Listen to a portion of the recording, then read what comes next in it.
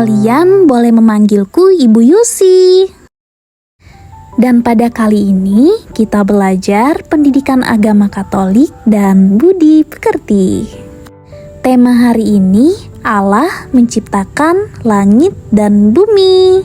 Nah, kalian tahu tidak kalau bumi dan seisinya merupakan ciptaan Tuhan? Alam yang indah dan binatang yang lucu, entah itu terbang, merayap, dan segala sesuatu di sekitar kita merupakan anugerah yang diberikan Tuhan. Semua hal itu diberikan semata-mata agar manusia dapat hidup sejahtera di dunia loh. Oleh sebab itu, kita diberikan tanggung jawab bukan hanya sekedar menikmati pemberian Tuhan, melainkan menjaga, merawat, dan menggunakan segala sesuatu dari alam dengan bijak. Pada kisah penciptaan, dijelaskan bagaimana Tuhan menciptakan dunia. Hari pertama, Allah menciptakan terang dan memisahkannya dari gelap, menamai terang itu siang dan gelap itu malam. Dan tibalah hari kedua, Allah menciptakan cakrawala atau angkasa untuk memisahkan air di atas dan yang ada di bawah. Itulah hari kedua. Pada hari ketiga, Allah menciptakan daratan yang meliputi benua, pulau, dan gunung, serta menciptakan lautan dan tumbuh-tumbuhan. Itulah hari ketiga. Pada hari keempat, Allah menciptakan benda-benda langit seperti matahari, bulan, dan bintang untuk menerangi bumi, yang biasa kita jumpai pada waktu siang ataupun malam hari. Hari kelima, Allah menciptakan binatang-binatang yang hidup di air dan udara. Itulah pekerjaan Allah pada hari kelima. Selanjutnya, pada hari keenam, tiba saatnya Allah menciptakan binatang-binatang yang hidup di darat, dan yang terakhir menciptakan manusia laki-laki dan perempuan sebagai gambar dan rupa Allah. Tibalah hari ketujuh, Allah berhenti dari pekerjaannya, memberkati dan menguduskan hari ketujuh, atau biasanya disebut dengan hari Sabat. Di sini Allah melihat semua yang diciptakannya baik. Penciptaan ini dipandang sebagai karya kasih Allah dan manusia dipanggil untuk menjadi pengelola yang baik atas segala ciptaannya. Gereja Katolik menekankan bahwa penciptaan adalah karya Allah, Tritunggal, Bapa, Putra, dan juga Roh Kudus.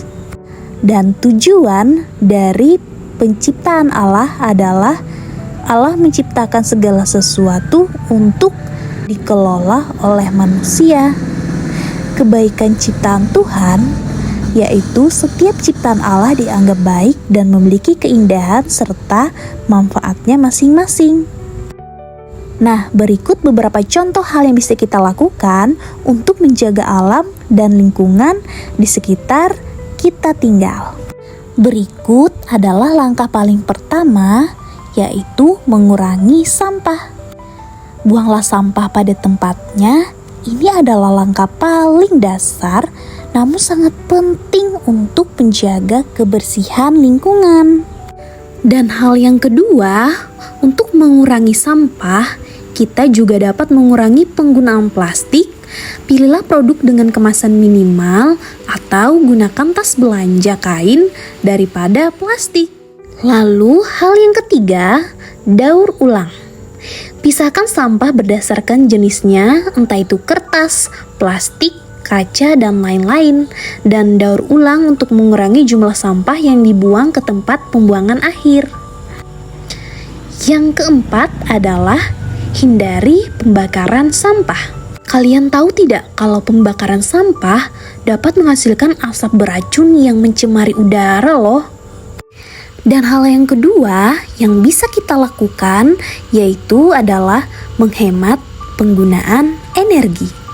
Contoh menghemat penggunaan energi seperti mematikan lampu dan peralatan elektronik saat tidak digunakan. Nah, ini dapat mengurangi konsumsi energi listrik secara signifikan loh. Selain itu, yang kedua, gunakan peralatan elektronik yang hemat energi. Pilihlah peralatan yang memiliki label hemat energi. Dan yang ketiga, gunakan energi terbarukan, dukung penggunaan energi matahari, angin, ataupun air untuk mengurangi ketergantungan pada energi fosil. Dan yang keempat yang dapat kita lakukan untuk menghemat penggunaan energi adalah hemat air. Gunakan air secukupnya. Dan yang kelima adalah menanam pohon. Pohon dapat membantu menyerap karbon dioksida dan menghasilkan oksigen serta mencegah erosi pada tanah.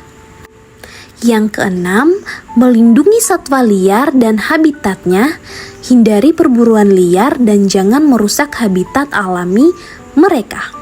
Dan yang selanjutnya adalah menggunakan produk ramah lingkungan, maka pilihlah produk yang dibuat dengan bahan-bahan alami dan tidak merusak lingkungan.